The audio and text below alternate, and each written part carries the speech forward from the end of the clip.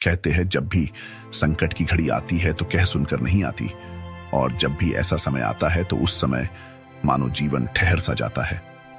आज की इस वीर गाथा में ऐसा ही होता है। संकट की एक ऐसी सुनामी उसके जीवन में आती है, मानो सब कुछ अपने साथ बहा कर ले जाती है, लेकिन फिर भी वह महान योद्धा इन सब कठिनाइयों का सामना अपने जीवन में करता है।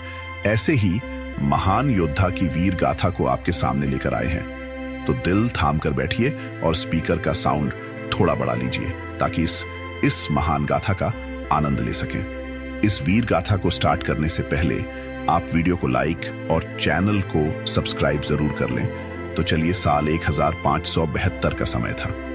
अकबर हिंदुस्तान में अपनी विजय से मानो पूरे हिंदुस्तान को जीतने का हौसला लिए आगे बढ़ रहा था।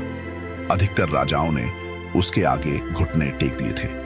उधर उदयपुर में मेवाड़ के राजा महाराणा उदय सिंह द्वितीय का निधन हो गया। अपने अंतिम समय में उन्होंने अपने छोटे बेटे जगमाल को राजा घोषित करना चाहा, लेकिन मेवाड़ की प्रजा और सरदार इस निर्णय से सहमत नहीं थे। सभी जानते थे कि महाराणा प्रताप जो बड़े पुत्र थे, राज्य की रक्षा और स्वाभिमान के प्रतीक थे, उनको प्रजा राजा बनते देखना चाहती थी, और ऐसा ही हुआ। राजमहल में एक बैठक बुलाई गई। मेवाड़ के सबसे वरिष्ठ मंत्री भामाशाह ने कहा, मेवाड़ को ऐसा राजा चाहिए जो अपने स्वाभिमान और मातृभूमि के लिए मर मिटने को तैयार हो। उसके लिए महाराणा प्रताप ही हमारे सच्चे उत्तराधिकारी हैं। इस तरह महाराणा प्रताप 28 वर्ष की आयु में मेवाड़ के राजा बने। सिंहासन का भार उनके लिए सम्मान था, लेकिन इसके साथ अनेक चुनौतियां भी थीं। सभी चुनौतियों से लड़ने का इस वीर योद्धा में अपार साहस था। हर एक बड़ी से बड़ी कठिनाई को सहन करने की अपार संभावना थी।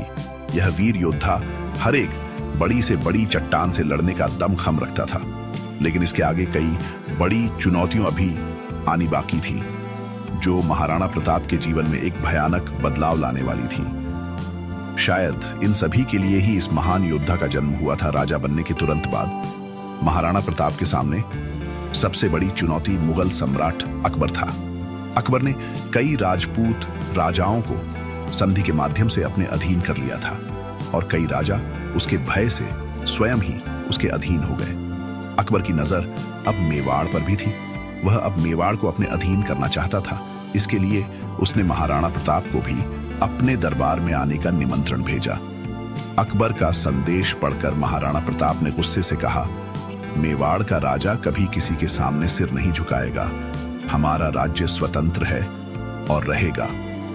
अकबर की ऐसी नियत देखकर महाराणा प्रताप ने अपने राज्य को सुरक्षित करने के लिए सेना का गठन करना शुरू कर दिया और सेना को मजबूत करने की रणनीति बनानी शुरू की।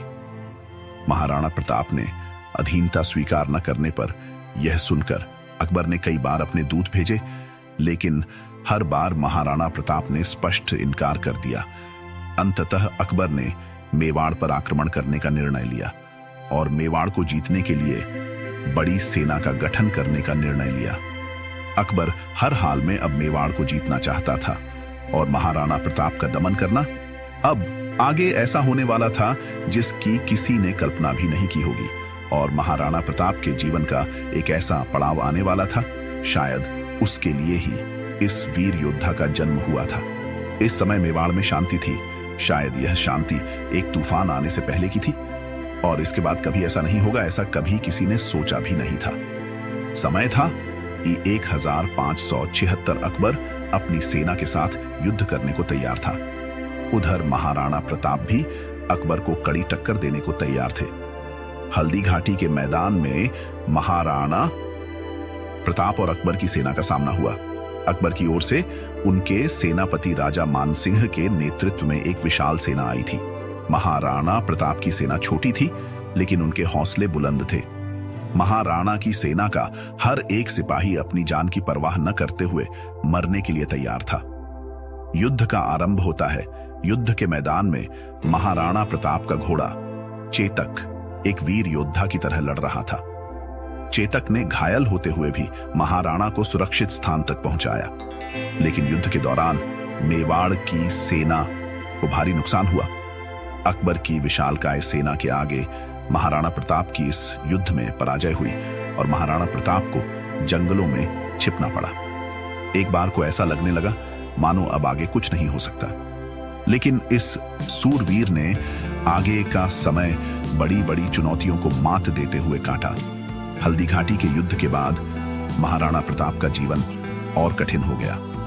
उन्होंने अपने परिवार और सेना के बचे हुए सैनिकों के साथ अरावली की पहाड़ियों में शरण ली। वहां भोजन की कमी और संसाधनों का अभाव था। खाना खाने से लेकर हर एक राह मुश्किल भरी थी। एक बार महाराणा प्रताप की पत्नी ने घास की रोटियां तक बनाई थी।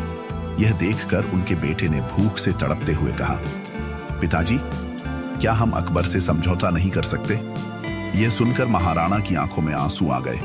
उन्होंने अपने बेटे को गले लगाते हुए कहा, पुत्र, हमारी कठिनाई केवल हमारी परीक्षा है। हमारी स्वतंत्रता हमारे स्वाभिमान का प्रतीक है। इसे कभी मत भूलना और जीवन में कभी हार मत मानना। इसी कठिन समय में महाराणा प्रताप के एक वफादार मंत्री भामा शाह ने अपनी सारी संपत्ति महाराणा को समर्पित कर दी। उन्होंने कहा, राजन, यह धन मेवाड़ की स्वतंत्रता के लिए है। आप अपने राज्य को पुनः खड़ा करेंगे। इस धन से महाराणा प्रताप ने अपनी सेना को पुनः संगठित किया और मुगलों के खिलाफ कई सफल अभियान चलाए। महाराणा प्रताप ने अपनी सूझबूझ और वीरता से मेवाड़ का बड़ा हिस्सा वापस जीत लिया। चित्तौड़गढ़ को छोड़कर पूरा मेवाड़ पुनः स्वतंत्र हो गया।